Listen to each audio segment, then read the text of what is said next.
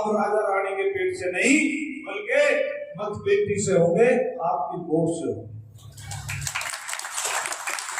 जो यहाँ शताब्दी नेता हैं, जो पहले उनके बाप दादा मंत्री और संतरी और विधायक थे या एमपी एमएलए थे, अब उनके बेटे एमपी एमएलए हैं, अगली पीढ़ी को भी वो तैयार करने में लग रहे हैं।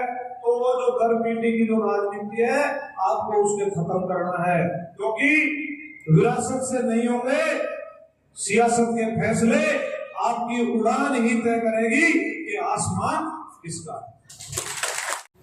बहुजन समाज में जन्मे सभी महापुरुषों को कोटि कोटि नमन। आज इस कार्यकर्ता सम्मेलन में आए मेरे सभी बड़े भाई, इस समाज की सरदारी आजाद समाज पार्टी और भीम आर्मी के सभी सम्मानित कार्यकर्ता व पदाधिकारी गण, साथियों, आप सबका बहुत बहुत आभार कि आप सबने मेरा और मेरे सभी साथियों का स्वागत किया। मास्टर रोहदास जी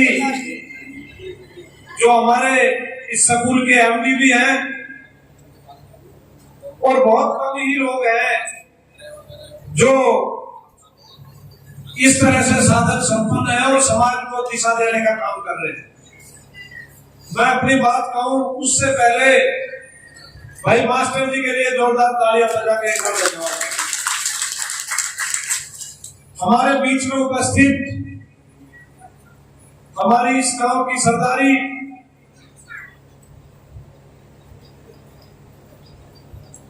और हमारे भीम आर्मी के प्रदेश कार्यकारिणी के सदस्य भाई श्रवण कुमार जी,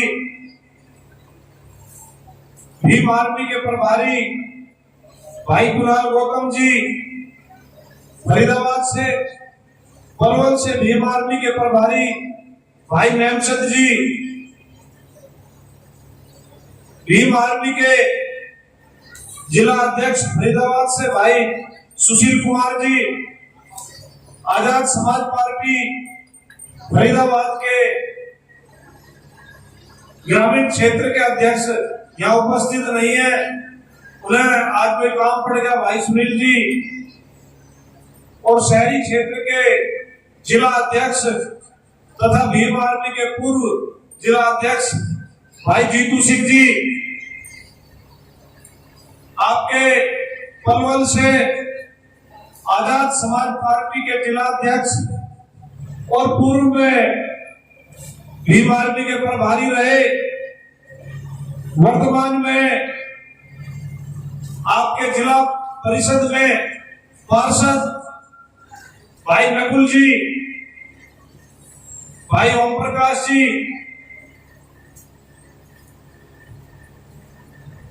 भीम आर्मी के पहले जिलाध्यक्ष रहे और अभी आजाद समाज पार्टी फरीदाबाद के प्रभारी और बहुत ही धुरंधर मजबूत नेता भाई नरेश सागर जी तथा यहाँ सभी उपस्थित एक से एक बढ़कर सभी सम्मानित पदाधिकारी व कार्यकर्ता।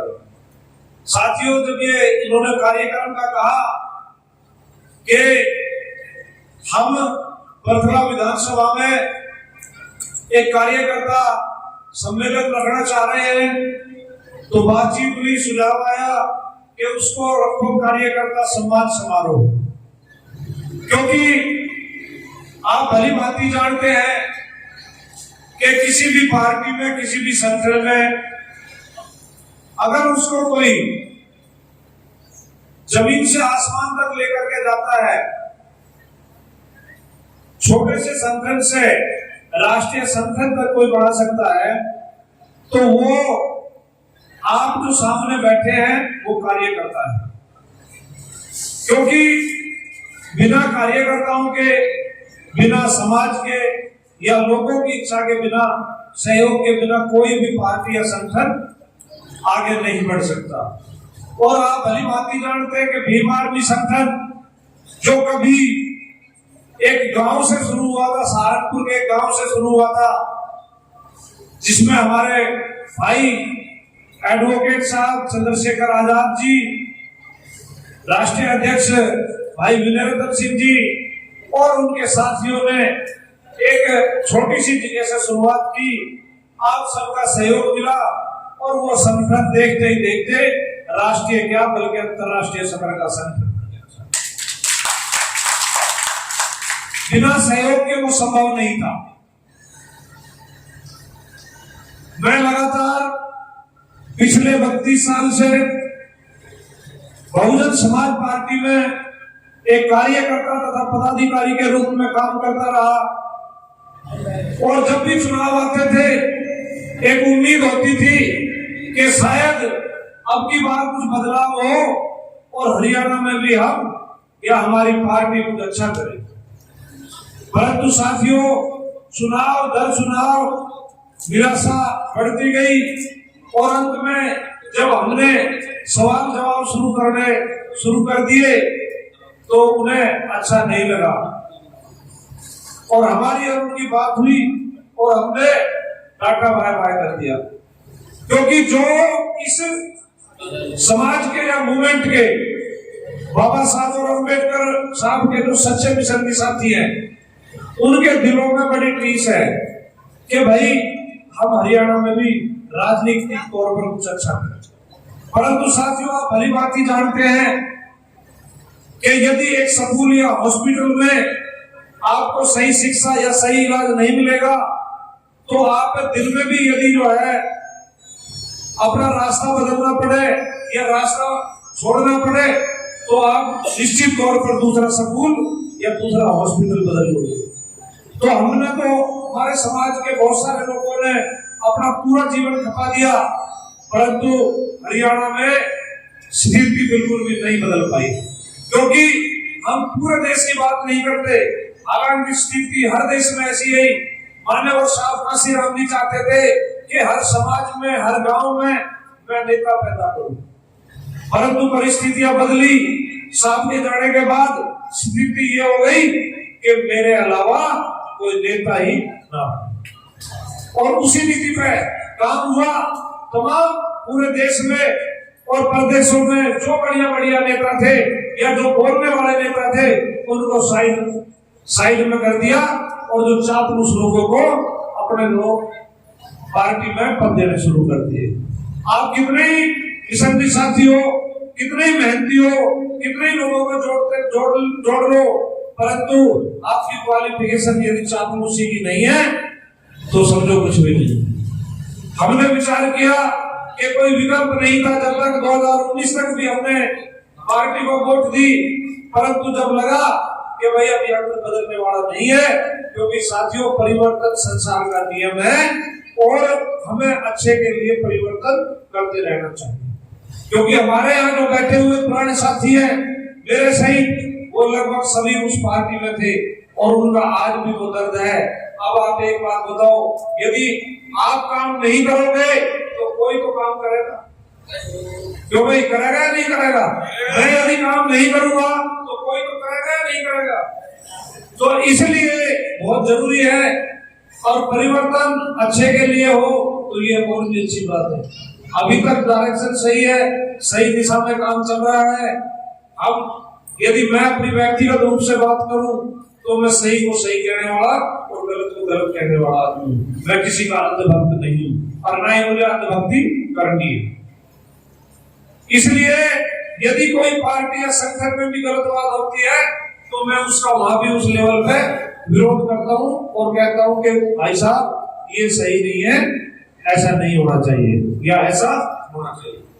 और मैं हर कार्यकर्ता से या पदाधिकारी से आज आपको भी ये बात बता के जा रहा हूं कि जब तक आप सवाल करने शुरू नहीं करोगे तब तक सुधार नहीं हो सकता।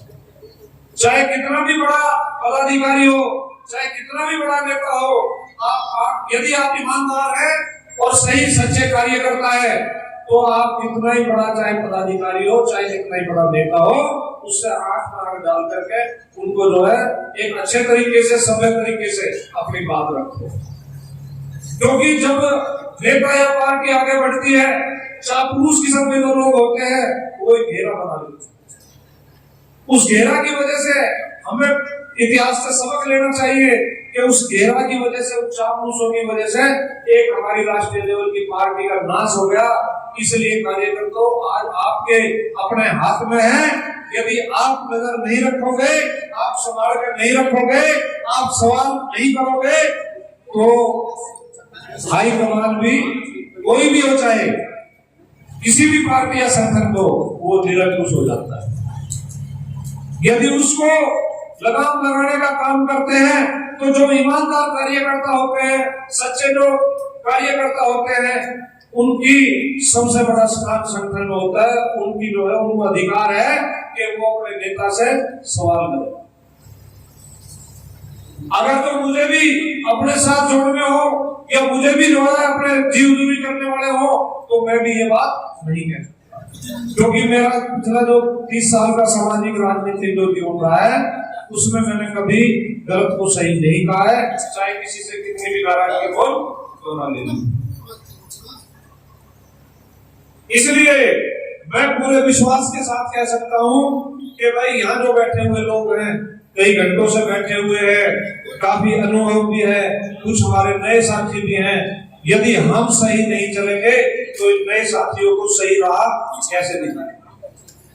क्योंकि कुछ काफी सारे लोगों को इस सपने में ही जीवन बीत गया कि कुछ होगा, कुछ होगा, हम भी इस देश में या देश की भी छोड़ो कि हम इस प्रदेश में हुक्मरान बने, हमारा भी इस विधानसभा में साझा हो, हमारे लोगों को भी काम हो।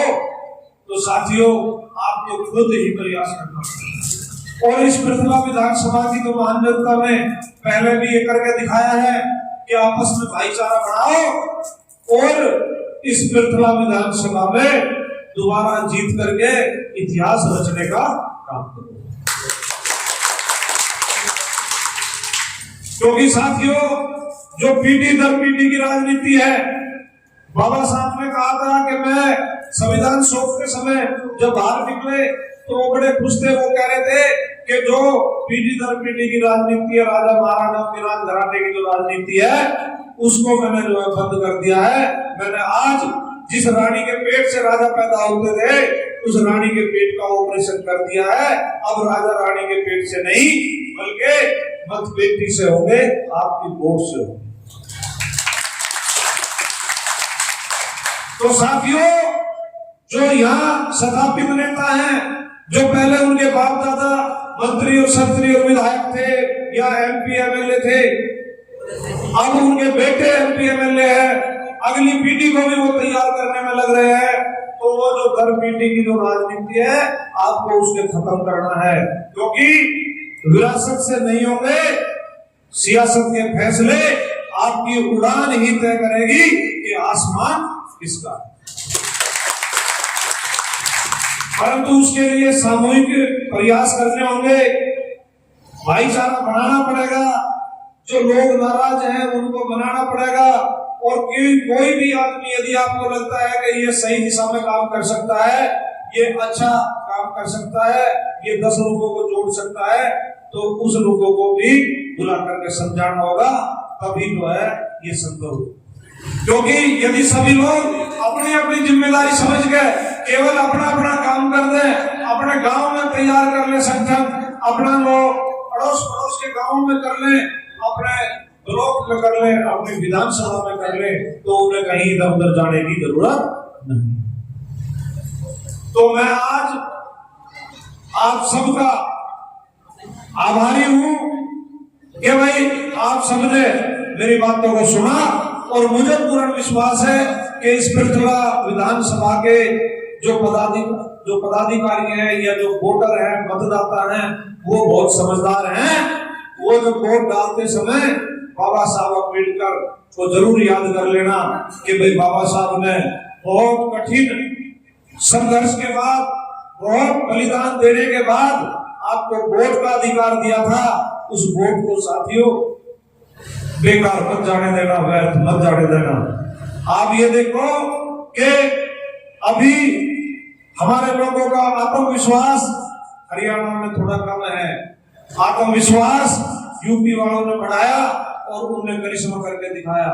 आप साहब क्या चाहते थे कि साहब ये चाहते थे कि मैं हर आदमी में जो पिछले पायदान पर बैठे हैं उनमें वो विश्वास पैदा कर दूं, उनमें वो जागृति पैदा कर दूं कि वो अपना वोट देने की बात ना करें बल्कि दूसरों से वोट लाने की बात करें, वो टिकट दूसरों से मांगने का काम ना करें, बल्कि मैंने ऐसी प्रणाली विकसित कर दी है कि दूसरे लोग भी आपके पास टिकट मांगने आए। तो साथियों, आप भली बात ही जानते हैं कि जब मुलायम सिंह के साथ में मान्यवर साहब काशीराम जी ने पहली सरकार बनाई थी, वो इस देश में बहुत बड़ा परिवर्तन था।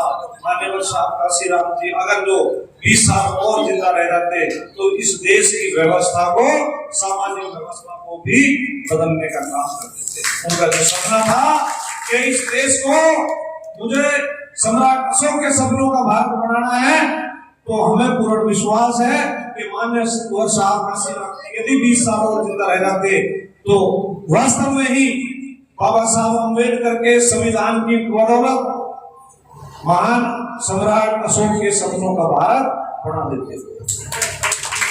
परंतु साथियों, ना तो बाबा साहब अम्बेडकर आपके बीच में आए हैं, ना तो मान्यवर साहब काशीराम जी बीच में आए हैं। अब ये काम बाबा साहब अम्बेडकर और साहब काशीराम जी के सपनों को आप और हमें मिलकर के पूरा करना है। तो आने वाले चुनाव में जो आपको पता है कि भारतीय जनता पार्टी जो प्रदेश में और सेंट्रल में जो स्थापित है, ऐसा कोई भी वर्ग नहीं है, चाहे वो व्यापारी हो, चाहे वो कर्मचारी हो, के चाहे वो और भी कोई भी, चाहे वो मजदूर हो, चाहे व्यापारी हो, चाहे कर्मचारी हो, चाहे हिंदू हो, चाहे मुस्लिम हो, चाहे महिला हो, चाहे खिलाड़ी हो, कोई सा भी ऐसा वर्ग नहीं है जो भारतीय जनता पार्टी की प्रदेश सरकार और सेंट्रल सरकार से नाराज ना हो। केवल आपको थोड़ी सी मेहनत करनी है, थोड़ा सा प्रयास करना है, ये भारतीय जनता पार्टी की सरकार अपने आप यहाँ से भाग जाएगी। क्योंकि इनका तो सारा फूट डालो और राज करो की जो राजनीति है उस पर निर्भर करता है। ये कोई अच्छी लोगों ने इसको कि भाई ये अच्छी सरकार है इसलिए रिपीट नहीं किया, बल्कि जो अच्छे लोगों की आपसी फूट थी उस फूट का फायदा उठाते हुए इन्होंने लोग हरियाणा में और सेंट्रल में सरकार बनाई। तो साथियों, वो हैट्रिक आप सब यदि प्रयास करेंगे तो हरियाणा में संभव नहीं है। आपको संकल्प लेना है कि जो भारतीय जनता पार्टी हमारे अधिकारों को खत्म करने का काम कर रही है, जो हमें आपस में बांटने और लड़ाने का काम कर रही है, ऐसी भारतीय जनता पार्टी को हम अपने गांव में, घरों में तो क्या, अपने गांव में भी नहीं घुसने। तो साथियों, समय की बहुत कीमत है। लगभग 1 महीना अभी चुनाव को रह गया है। 2-4 दिन में सभी पार्टियों के टिकट भी, कैंडिडेट भी सब फाइनल हो जाएंगे। तो अपनी तैयारी अपने मोहल्ले में, अपने गांव में सभी अपनी पूरी रखें। जो हमारे भीमार्मी आजाद समाज पार्टी के ग्राम अध्यक्ष है, जो हमारे बूथ अध्यक्ष हैं, या जो है हमारे विधानसभा के पदाधिकारी है, चाहे जिले के पदाधिकारी हैं, वो सभी साथी ये समझो कि समय बिल्कुल नहीं है, और ये जो समय है असली ताकत दिखाने का, या आप में कितनी बुद्धि है, कितना ज्ञान है, उसका है। और ये समय है कि जिन लोगों ने आपके साथ अत्याचार किया, जिन लोगों ने आपके अधिकारों को छीनने का काम किया, उन्हें उनकी औकात दिखाने का है। क्योंकि साथियों, कोई भी है, चाहे कितना ही बड़ा नाम क्यों ना हो, यदि आप जो वोटर है, जो कार्यकर्ता है, यदि वही तैयार नहीं होंगे तो कोई भी नेता या बड़ा नाम कुछ नहीं कर सकता। तो मैं अंत में हमारे यहाँ प्रवासी लोग भी रह गए हैं, उन सबका भी मैं बहुत बहुत सम्मान करता हूँ। और यदि हमारे को साथी है तो वो भी यहाँ आ जाए एक बार, हमारे प्रवासी साथी जो भी है यहाँ, तो वो भी कृपया आ जाए। मैं उनको भी अपने मंच के द्वारा सम्मानित करता हूँ। साथियों, देखो भाई, यदि किसी का नाम रह गया हो तो आप सबको ही मैं संबोधित कर रहा हूं, तो मुझे नहीं लगता कि कोई साथी यहाँ रह गया है तो वो बाद में ये कहे कि भाई मेरा नाम नहीं लिया। फिर भी अगर जो कोई साथी रह गया, दोबारा मैं बोल रहा हूं कि उन सभी साथियों का जिनका मैं नाम नहीं ले सका, उनका भी मैं सम्मान करता हूं और उनमें भी मैं अपना पूरा विश्वास रखता हूं कि वो आने वाले समय में और ज्यादा मेहनत के साथ पार्टी को और संगठन को आगे बढ़ाने का काम करेंगे और समाज में अच्छा संदेश देंगे। आप सबका और साथियों, कल हरियाणा में भाई चंद्रशेखर आजाद जी आ रहे हैं जींद में। जो भी साथी चलना जाए उनका भी स्वागत है। 1 बजे का टाइम है भाई का जींद में। गुरु रविदास धर्मशाला, सभी तो जींद बाईपास जींद। और भाई मैंने सुन लिया है, मेरा ध्यान है, चिंता ना करो, बैठ जाओ। और जब जब हमारे अधिकारों का हनन होता है, एक अच्छे बुद्धिजीवी का या जागरूक नागरिक का ये कर्तव्य है कि वो आगे बढ़ करके समाज को दिशा देने का काम करे। अभी पिछले दिनों जो सुप्रीम कोर्ट ने हमारे एससी और एसटी के आरक्षण में उपवर्गीकरण किया है और क्रिमिनल लेयर लगाने की उन्होंने अपनी सलाह दी है, हम उसका विरोध करते हैं और सुप्रीम कोर्ट को ये आगाह भी करते हैं कि ये समाज बहुत जागरूक है, बहुत ताकतवर है। जब जब ये समाज खड़ा हुआ है, इसने सुप्रीम कोर्ट हो चाहे वो केंद्र की सरकार हो, उनको उनकी औकात दिखाने का काम किया है। आप भली भांति जानते हैं, इन्होंने कुछ दिन पहले SC ST एक्ट में बदलाव किया था, तो आप सबने पूरे भारत में ही नहीं बल्कि विश्व में एक इतिहास रच लिया कि इतना बड़ा आंदोलन भारत के इतिहास में कभी नहीं हुआ। तो साथियों, आप बहुत महान है, बहुत ताकतवर है, केवल अपनी ताकत पहचानने में थोड़ी देरी कर देते हो। तो 11 सितंबर को उसी विरोध में, सुप्रीम कोर्ट के आदेश के विरोध में, हम सभी भाइयों को ये समझाना चाहते हैं, बताना चाहते हैं कि जो सुप्रीम कोर्ट है वो आज केंद्र के इशारे पर काम कर रहा है। जो बीजेपी की केंद्र सरकार जो खुद नहीं कर सकती कि वे लोग हमें गलत कहेंगे, वो गलत डिसीजन सुप्रीम कोर्ट के माध्यम से आपसे होते जा रहे हैं। तो इसलिए साथियों, 11 सितंबर को दिल्ली में उसके सुप्रीम कोर्ट के जो आदेश था उसके विरोध में एक बहुत बड़ा धरना प्रदर्शन है और रामलीला ग्राउंड में आप सभी आमंत्रित हैं। कल जीत के लिए दोपहर 1 बजे वहां पहुंचना है, उसके लिए आप आमंत्रित हैं। और 11 सितंबर को दिल्ली रामलीला ग्राउंड के लिए आप आमंत्रित हैं। और आप सब, मैं विश्वास करता हूं कि भाई आप अपने पृथ्वी विधानसभा से आजाद समाज पार्टी के प्रत्याशी को, चाहे वो कोई भी हो, जिताने का काम करेंगे और इस विधानसभा में अपने क्षेत्र की आवाज पहुंचाने का काम करेंगे।